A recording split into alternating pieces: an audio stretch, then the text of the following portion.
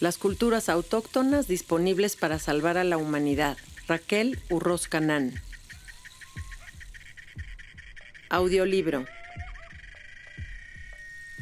Locución por Raquel Urroz Canán. Capítulo 5. Los pueblos autóctonos frente a la conquista y el colonialismo europeo. Las ideas producidas en Europa han sido aplicadas a una realidad indoamericana a partir de categorías culturales distintas a las propias, es decir, desde la forma en que nos concibió una civilización ajena hasta cómo se impuso el nuevo orden colonial.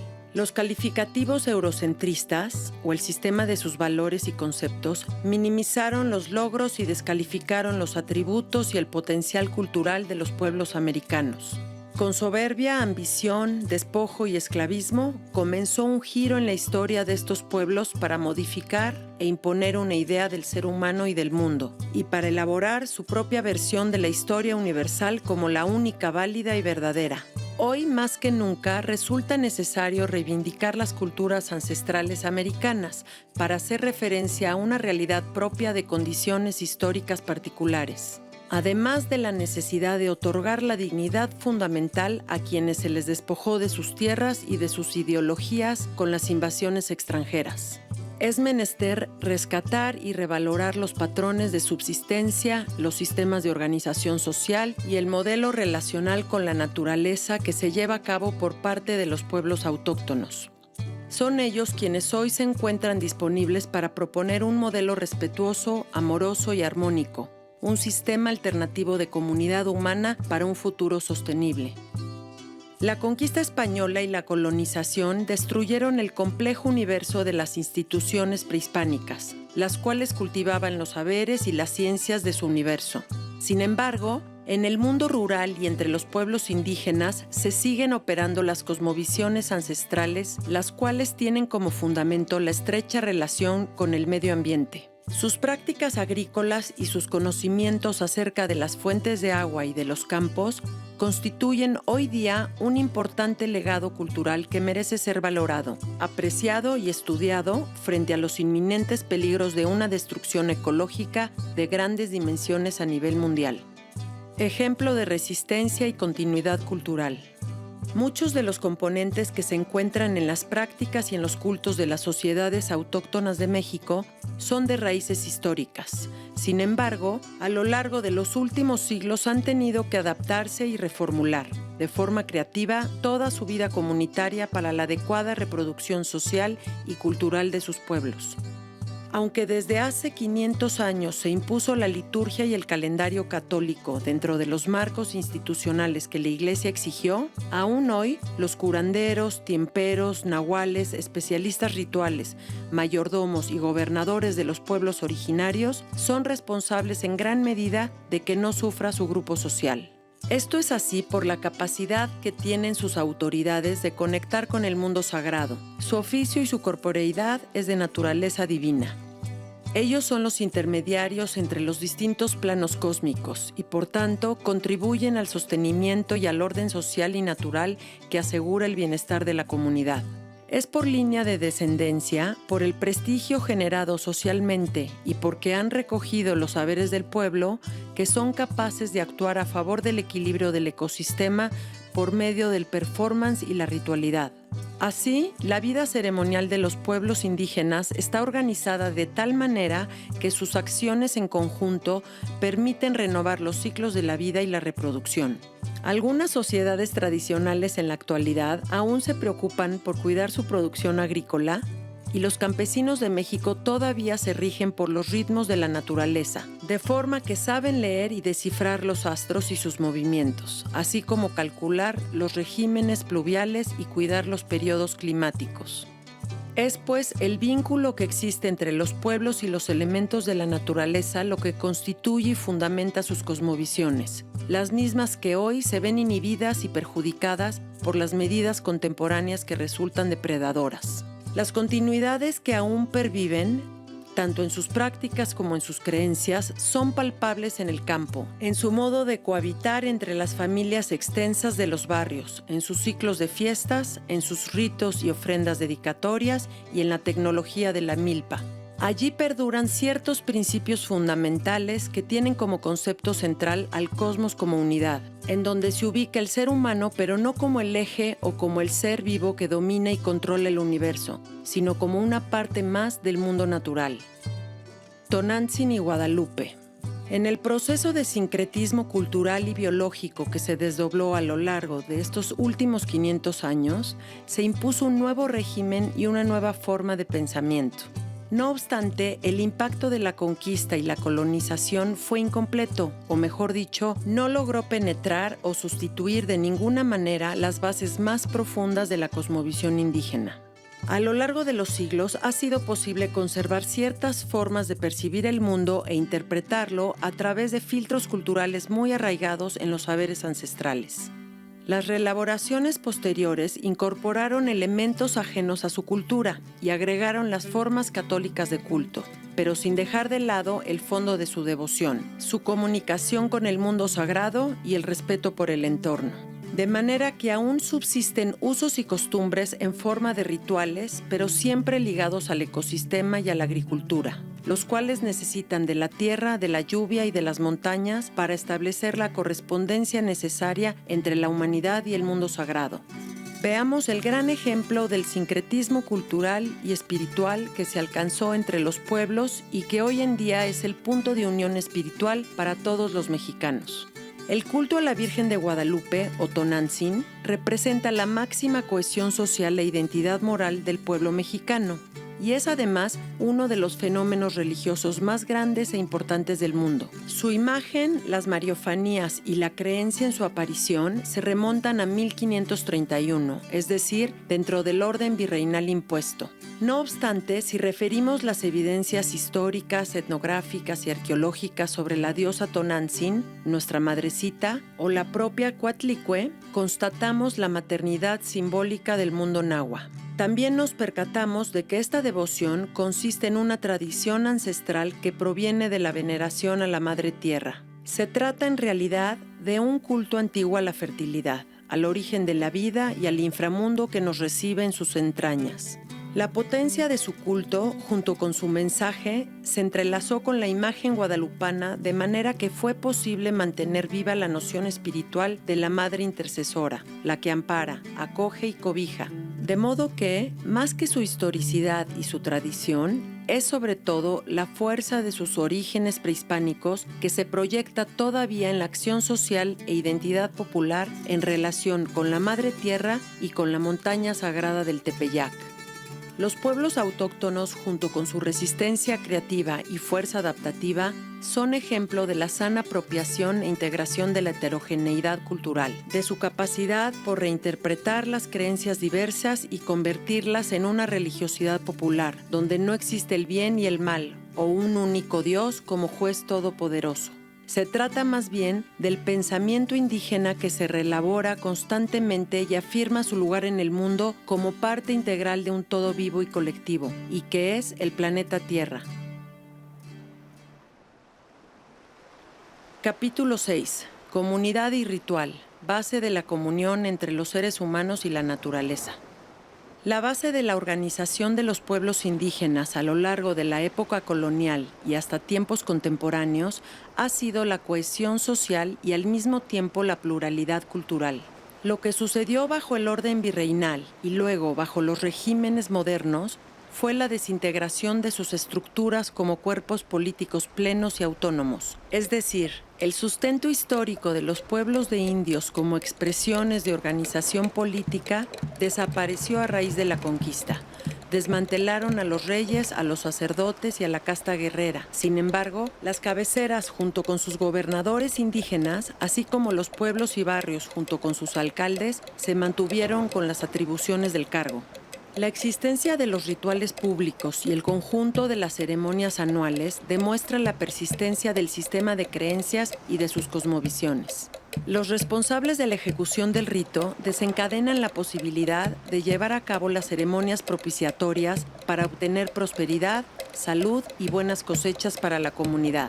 De modo que los jefes o cabezas de los pueblos, quienes reciben el bastón de mando como símbolo de prestigio, cuentan con los especialistas rituales quienes dirigen las ceremonias que contribuyen al buen desenvolvimiento de los ciclos naturales y agrícolas.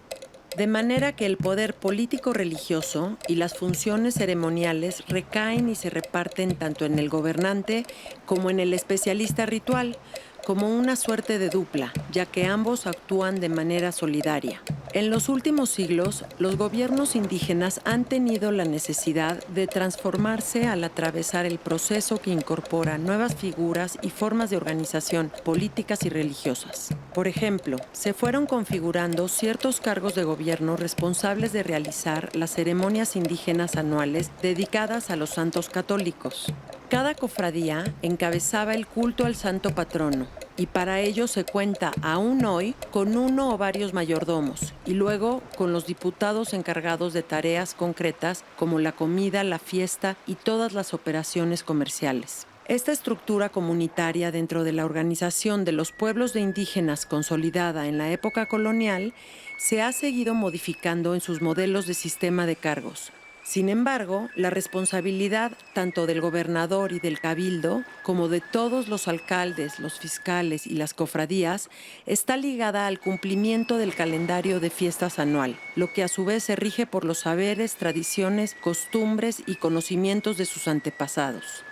En realidad, la comunidad indígena descansa en una manera colectiva de promover la supervivencia y la prosperidad de los miembros del grupo mediante el ritual. Las autoridades del pueblo son los encargados de impartir justicia y al mismo tiempo de cumplir con las funciones ceremoniales. La clave fundamental, sin embargo, consiste en que una vez que se entrega el bastón de mando y se hace la limpia correspondiente, se realiza la presentación formal del nuevo comisario a las potencias naturales del territorio y del paisaje circundante, y de esta forma se purifican los símbolos de poder como es la vara y otros objetos que se revisten de un carácter sagrado. La ceremonia busca equiparar el ciclo de poder del nuevo grupo gobernante con el ciclo solar cotidiano y anual, además de purificar, expulsar y proteger a la comunidad de los aspectos negativos que pudieran penetrar. Cabe decir que la lógica social en el mundo de las sociedades autóctonas a lo largo de toda su historia prehispánica y moderna nunca estuvo asociada al individualismo o a las jerarquías políticas, sino más bien al prestigio, al trabajo colectivo y a la vida ritual. Además, como la relación es tan estrecha entre el ámbito religioso y el social, el sistema de cargos debe ser visto como la reunión de toda la representación cultural que se expresa en su estructura ceremonial como la manifestación de la identidad colectiva y de la pertenencia al grupo. De esta manera, las sociedades indígenas se transformaron en comunidades autónomas, igualitarias y democráticas, pero también multiétnicas y pluriculturales. El trabajo y la reciprocidad. El sistema indígena de organización social y política vincula los cargos civiles y los cargos religiosos, de manera que es a través del consenso general que se reconoce el prestigio acumulado del gobernante o jefe, el cual es reforzado a la vez por la unidad comunitaria. De esta misma manera, la economía de tradición indígena aún funciona a través del sistema de cargos y da como resultado la redistribución de la riqueza, y no así algún excedente en posesión de pocas manos. Asimismo, la esfera económica del comercio funciona como un proceso que aún se desarrolla de forma comunitaria. Por tanto, no busca la extracción del excedente ni la ganancia económica, sino la reciprocidad y el trabajo cooperativo o tecuitl a favor de la comunidad. La fuerza de trabajo y los lazos que se tejen a través de él permiten organizar la vida comunal en torno a las fiestas anuales.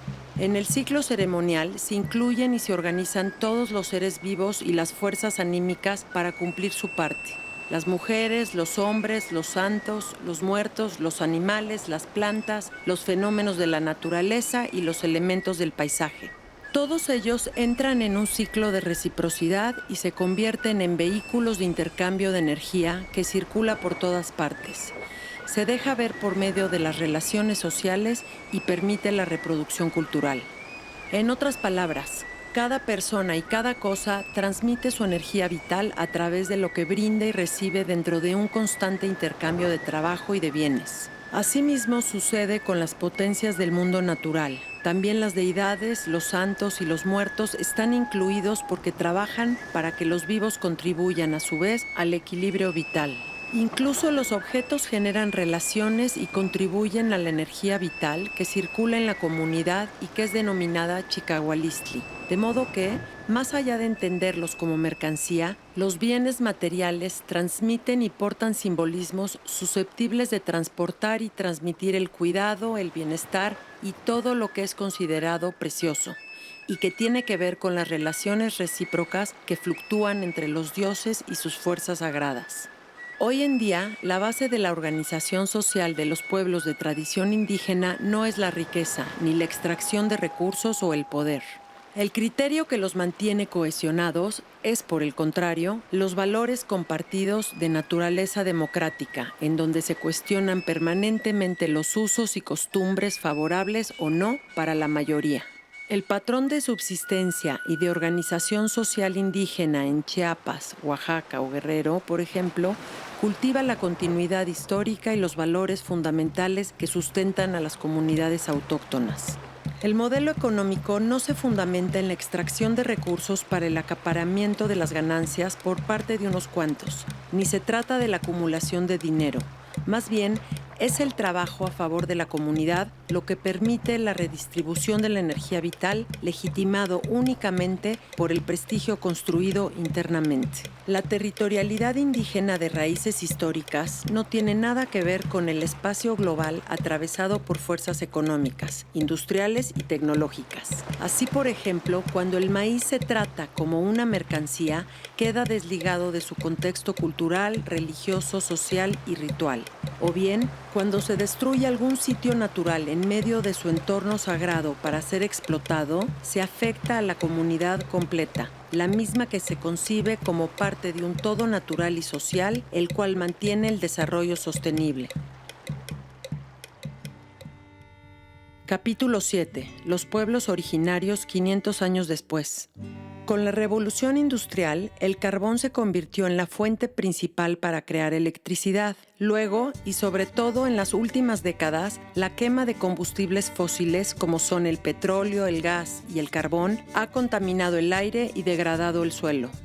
La humanidad se ha dedicado a la destrucción material, cultural y ambiental por falta de conocimiento y amor a la madre tierra y a todos los seres vivos que integran el planeta. La crisis ambiental que hoy ya nos alcanzó comprende el cambio climático, la contaminación del medio ambiente y la pérdida de la biodiversidad, lo que se traduce en sequías, aumentos de temperatura, deforestación y en la desestabilización de las corrientes de aire y del mar, y todo ello constituye el anuncio del exterminio antropogénico. México contiene la salvación porque sus pueblos autóctonos están disponibles para rescatar a la humanidad y a la tierra. El territorio mexicano es uno de los 12 países del mundo megadiversos. La diversidad de los paisajes mexicanos es la forma que adquiere el territorio mexicano a partir de la variabilidad de sus suelos, junto con sus cordilleras, valles y mesetas, áreas desérticas y zonas tropicales. Pero la agrobiodiversidad es resultado del aprovechamiento, el intercambio, el buen manejo, la innovación y el mejoramiento de los bienes naturales y de las plantas cultivables, lo que quiere decir que es culturalmente creada. En otras palabras, el patrimonio biológico y cultural de México se ha desarrollado y conservado en manos de los pueblos indígenas gracias a la combinación de sus conocimientos ancestrales, sus prácticas productivas, sus creencias y tanto la relación concreta como interpretación simbólica que tienen con el mundo natural. El manejo eficiente de los paisajes por parte de los pueblos originarios incluye la protección, el mantenimiento y la conservación de los múltiples ecosistemas mexicanos. En sus comunidades, ejidos y en la pequeña propiedad, es decir, a escala local, se crean las estrategias diversas de producción para satisfacer sus necesidades. Pero esto no lo es todo. Al producir cantidades moderadas, pero de amplia gama de cultivos y especies en distintos pisos ecológicos y microhábitats, se otorgan servicios ambientales a los ecosistemas. Los agroecosistemas en el mundo indígena son el resultado de un tipo de cultivo que se protege el uno al otro, y esto se denomina policultivos, que es la siembra mixta de cereales o la mezcla de especies en un mismo terreno o en la milpa, y esto permite el poco riesgo para sus sistemas agrícolas, al tiempo que se conforman adaptaciones regionales con alta variedad de bienes naturales. Sumando territorios agrícolas y localidades indígenas sobre accidentes geográficos, tenemos una representación de más del 14% del territorio mexicano. Adicionalmente, la propiedad social de sus pueblos abarca más del 77%. De manera que el primer paso es reconocer tal territorialización u organización espacial de México para comprender la importancia y la urgencia de respetar su manejo y conservación. Pues son precisamente las sociedades autóctonas quienes coexisten con la tierra y el agua en una relación de respeto y de cuidado. Tierra y agua componen el binomio fundamental de su cultura. Los elementos de la naturaleza son sus aliados y por esto ellos son los verdaderos guardianes de los ecosistemas, porque comprenden que es el único hogar para albergar a la humanidad. Son estos pueblos mexicanos quienes conocen y atienden la dinámica del ciclo del agua que hoy está alterada por la explotación y el mal manejo hecho por el poder hegemónico y las prácticas equivocadas que trastocan la cubierta vegetal y erosionan el suelo. Los genuinos custodios del medio ambiente son los grupos tradicionales apegados a su tierra, porque trabajan en la correcta captación de agua, la misma que sirve para mantener el equilibrio de los ecosistemas. De hecho, es clara y demostrable la correlación que existe en México entre los habitantes de lenguas indígenas y los territorios como agentes captadores del agua. En otras palabras, sus territorios coinciden con los espacios donde se encuentran las cuencas y hay escurrimientos, o bien con regiones hidrológicas que forman acuíferos por infiltraciones o para su captura en presas.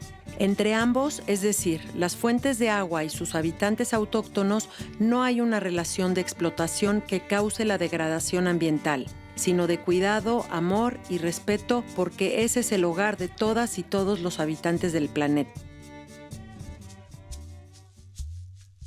Reflexión final. Los valores globales de hoy son los valores del capitalismo y de la ciencia moderna, pero los pueblos indígenas mexicanos de sabiduría ancestral ofrecen su potencial como un nuevo paradigma civilizatorio capaz de salvar a la humanidad. Mesoamérica es el futuro, sus conocimientos se transmiten y se atesoran, y sus descendientes están vivos al igual que su memoria histórica. Los componentes de sus cosmovisiones tienen sus raíces en la época prehispánica, y aunque estos grupos integraron formas y aspectos del mundo moderno, aún se rigen por su propia filosofía de la vida basada en el respeto a la naturaleza y el amor a todos los seres vivos. Esta visión del mundo sigue ejerciéndose en la labor campesina y en la organización de las comunidades tradicionales. Y es así porque sus prácticas aún son comunitarias y porque ligan su existencia a la tierra y a los elementos de su entorno natural, de modo que aún reproducen sus creencias y su ritualidad que queda expresada de manera multicultural. Una pista con la que contamos para reconocer a los pueblos autóctonos son los 7 millones de hablantes de lenguas indígenas que viven en México, pero también las raíces que se hunden en el pasado aún se conservan en sus principios organizadores, así como en sus cosmovisiones que explican al mundo natural y social como un todo integrado y como producto de la reciprocidad y la colaboración de todos los seres vivientes. Pero las políticas públicas y privadas en general son homogeneizantes e impositivas, así como los modelos educativos occidentales.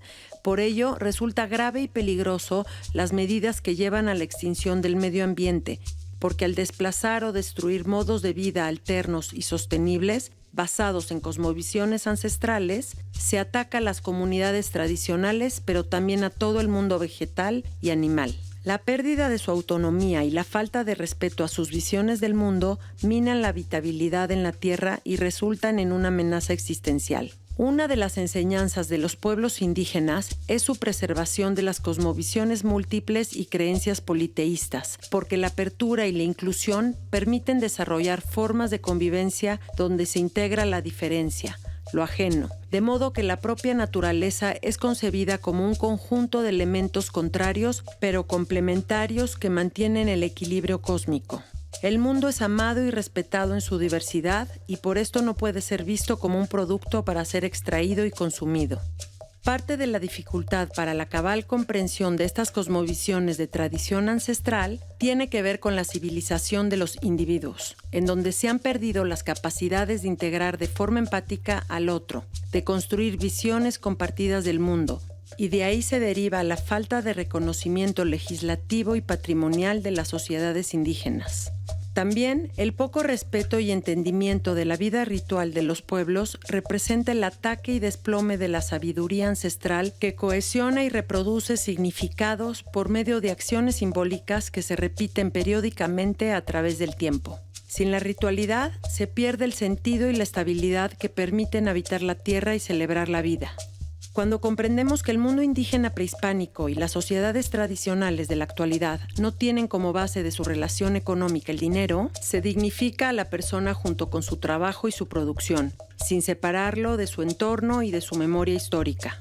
La forma de globalización dominante no respeta los territorios sagrados. Tampoco se interesa en conservar lo diverso y en respetar los tiempos milenarios de las antiguas culturas del mundo. Cuando el ser humano pierde su raíz, su verdadero espacio en el mundo, el que lo identifica y da sentido, cuando se olvida de la madre tierra, se afecta a todo el planeta en su conjunto. México es centro de origen y de diversificación del maíz. Las cosmovisiones de sus pueblos son ordenadas, estructuradas y respetuosas con la naturaleza, pues comprenden que somos uno y lo mismo. Este planeta es un cuerpo vivo, tal como lo conciben estas culturas. No se puede afectar una parte sin que se afecte el todo. El patrimonio material y cultural, tanto tangible como intangible, necesita de su reconocimiento, de su promoción y de nuestra protección para dejar florecer sus valores y su visión, la cual permita restituir a la tierra lo robado y lo destruido. La adopción de los valores espirituales de los pueblos autóctonos por parte de las sociedades contemporáneas son el paradigma necesario para el cambio civilizatorio, para el desarrollo de la humanidad y para lograr la sobrevivencia de la especie humana, así como de los animales y los vegetales. Epílogo. Este trabajo busca invitar al diálogo interno y provocar reflexiones a partir del conocimiento fundamentado, de manera que sea posible contrarrestar el desdén que ha prevalecido sobre las culturas antiguas de México y los pueblos de tradición indígena, y contribuir al reconocimiento, el respeto y la dignidad necesaria a este gran sector del país, muchas veces invisibilizado o menospreciado. Aunque este ensayo no muestra la aplicación del método etnográfico propio, los conceptos vertidos en el texto son resultado de una década de estudios en el marco de la antropología social con fines de divulgación. Bibliografía mínima. Páez Jorge Félix. Debates en torno a lo sagrado, religión popular y hegemonía clerical en el México indígena. Biblioteca Universidad Veracruzana, 2011, México. Barabas, Alicia. Territorialidad indígena en el México contemporáneo. En Chungara, Revista de Antropología Chilena, 46, 3. Universidad de Tarapacá, 2014, Chile. Barros, Cristina y Buenrostro, Marco. Tlacualero, Alimentación y Cultura de los Antiguos Mexicanos. Instituto Nacional de Ciencias Médicas y Nutrición. Salvador Zurbarán, Secretaría de Salud, 2016, México. Bartolomé Miguel Alberto, Reflexiones sobre las identidades de los grupos étnicos, en Arqueología Mexicana, noviembre, número 171, Editorial Raíces, 2021, México. Boeg, Eckhart. El patrimonio biocultural de los pueblos indígenas de México, hacia la conservación in situ de la biodiversidad y agrodiversidad en los territorios indígenas. Instituto Nacional de Antropología e Historia, Comisión Nacional para el Desarrollo de los Pueblos Indígenas, 2010, México. Bonfil Batalla, Guillermo. El maíz, Fundamento de la Cultura Popular Mexicana, Conaculta, 2012, México. Broda, Joana. Calendarios, Cosmovisión y Observación de la Naturaleza en temas mesoamericanos, Sonia Lombardo y Enrique Nalda, editores. Instituto Nacional de Antropología e Historia, Conaculta, 1996, México. Broda Johanna y Catherine Good Eshelman, coordinadoras. Historia y vida ceremonial en las comunidades mesoamericanas, los ritos agrícolas. Instituto Nacional de Antropología e Historia, Universidad Nacional Autónoma de México, 2004, México. Deuf, Daniel. La Realeza Sagrada en México, siglos XVI al XXI. Secretaría de Cultura, Instituto Nacional de Antropología e Historia, el Colegio de Michoacán, SEMCA, 2016, México. Fernández Crisliff Federico, director. El Petate y la Jícara, los estudios de paisaje cultural en México. Edición Hispanic. Universidad Nacional Autónoma de México, 2020, México. Florescano Enrique, Quetzalcóatl y los mitos de fundación en Mesoamérica. Editorial Taurus, 2012, México. Gámez Espinosa Alejandra y Alfredo López Austin. Cosmovisión Mesoamericana, Reflexiones, Polémicas y Etnografías. El Colegio de México. Fondo de Cultura Económica, Benemérita Universidad Autónoma de Puebla, México. García Martínez Bernardo. Tiempos y lugares, antología de estudios sobre poblamiento, pueblos, ganadería y geografía en México. El Colegio de México, 2014, México. Jiménez Gilberto, Identidades Sociales. Colección Intersecciones. Conaculta, 2009, México. Good Eshelman, Catherine. Y Corona de la Peña, Laurelena. Comida, cultura y modernidad en México. Perspectivas antropológicas e históricas. CONACYT, ENA, INA, Conaculta, 2011, México. Good Eshelman, Catherine. Y Alonso Bolaños, Marina. Coordinadores. Unidad y diversidad en Mesoamérica. Debates antropológicos, etnográficos, históricos. Secretaría de Cultura, Instituto Nacional de Antropología e Historia, 2019, México. Han Byung-chul. La desaparición de los rituales. Una topología del presente. Editorial Herder, 2020, Barcelona. Harvey David. Espacios del capitalismo global. Hacia una teoría del desarrollo geográfico desigual. Ediciones ACAL, 2021, España. Kirchhoff, Paul. Escritos selectos. En Carlos García Mora, Linda Manzanilla y Jesús Monjaraz Ruiz. UNAM, Instituto de Investigaciones Antropológicas, 2002, México. López Caballero Paula. Indígenas de la Nación. Etnografía histórica de la alteridad en México. Milpa Alta, siglos XVII al XIX. Fondo de Cultura Económica, 2017, México. López Austin, Alfredo, y López Luján, Leonardo. El pasado indígena. El Colegio de México, Fondo de Cultura Económica, 1996, México. Medina Andrés. En las cuatro esquinas en el centro. Etnografía de la cosmovisión mesoamericana. UNAM, Instituto de Investigaciones Antropológicas, 2004, México. Medina Hernández Andrés. Pueblos antiguos, ciudad diversa. Una definición etnográfica de los pueblos originarios de la Ciudad de México. Instituto de Investigaciones Antropológicas, UNAM, 2007, México. Mora Teresa, coordinadora. Los pueblos originarios de la Ciudad de México. Atlas Geográfico. Gobierno del Distrito Federal. Instituto Nacional de Antropología e Historia. México, 2008. Palerm, Ángel y Eric Wolf. Agricultura y civilización en Mesoamérica. CEP, 1972, México. Ramírez, Elisa. Del surco a la troje. Mitos y textos sobre el maíz.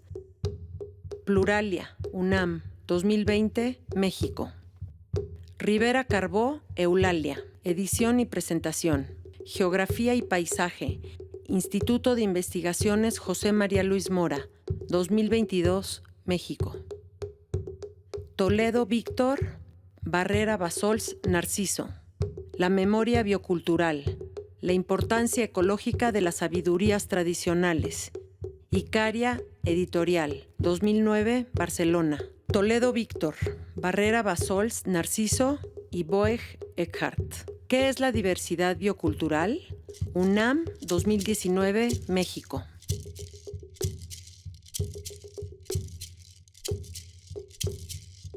Agradecimientos. A mi amiga Erika por animarme a escribir este ensayo de carácter libre, interpretativo y espiritual, pero sin perder el sustento histórico y antropológico. A todas y todos quienes me ayudaron a darle la forma para su entrega final. A la escritora Susana Pagano por su edición. A Diana Fabián por sus diseños. A las traductoras y traductores de las lenguas mije, zapoteca, mazateca, tzotzil, náhuatl, mazahua, tepehua, mixteca, chatina, otomí, así como inglés y francés. A Aura Cervantes y Mayra Gómez por todas sus gestiones. A mis colegas antropólogos Santiago Bautista, César Victoria Martínez, Elizabeth Mateo, Patti Hernández y Gastón Macín. Y a mi colega y amiga de andanzas históricas, Úrsula Camba. Por último, quiero agradecer al viento, quien causó el movimiento coordinado de todas las partes, permitiendo convertir uno de mis sueños en realidad. El maguey, que todavía hoy nos provee de fibras, azúcares y líquidos, se adaptó al medio desértico y hostil, tal y como se integraron a su paisaje los grupos autóctonos de manera exitosa. Por seguir patrones de conducta equivocados, la humanidad está desorientada y camina hacia el desastre ecológico, al parecer inevitable, y el cual ha sido generado por sus propias acciones. Se interrumpió el ciclo de la vida al extraer el carbón de millones de años para producir electricidad, y lo cual, a su vez, ha derivado en contaminación. Así como, al romper la estructura del átomo, se crea energía y se aniquila a seres humanos. Sin embargo, existen sociedades que han vivido a lo largo de su historia y lo siguen haciendo hasta el día de hoy en armonía con la naturaleza y los seres que la habitan. Tal es el caso de las comunidades indígenas mexicanas, las cuales tienen mucho que decir, pues son ellas quienes conservan los conocimientos necesarios para volver a la Madre Tierra. Raquel Urroz Canán, maestra en Historia y doctora en Antropología por la UNAM, profesora en diversas instituciones educativas de México y divulgadora de la historia de México y de sus culturas ancestrales. Créditos. Dirección: Aura Carolina Cervantes. Productor: Jorge González Torres. Diseño y animación: Diana Fabián. Asistente de dirección: Mariana Cervantes. Diseño sonoro: Pablo Márquez. Grabación: Pablo Márquez y Rey Coyote. Intérprete sonoro y musical: Pablo Márquez. Violín en capítulo 7, Ailén Yuseli González Juárez, de San Juan Mixtepec, Oaxaca. Flauta y cots, Hugo Alberto Hidalgo Buenavista, de San Mateo del Mar, Oaxaca. Grabado en estudio Radio Comunalidad de Guelatao de Juárez, Oaxaca. Estudio Santos Sonidos, Ciudad de México. Ingenieros: Emanuel Esquivel Ayala, Alan Olivares Martínez. Directores: Alejandro Orozco, Carla Castañeda, Luis Fernando Orozco, Bruno Coronel. Estudio Machete Label, Puebla, Puebla. Ingeniero: Óscar Ramos Pérez. Foco Rojo Estudio, Oaxaca de Juárez. Ingeniero: Gilberto Vargas Maña. Estudio Neblina, Jalapa, Veracruz. Ingenieros: Aldo Emanuel Morales Carrasco, Jesús Eduardo Galicia Cadena. Enrique Wilmer. Caliente Records. San Cristóbal de las Casas, Chiapas. Ingeniero Fernando Jiménez González.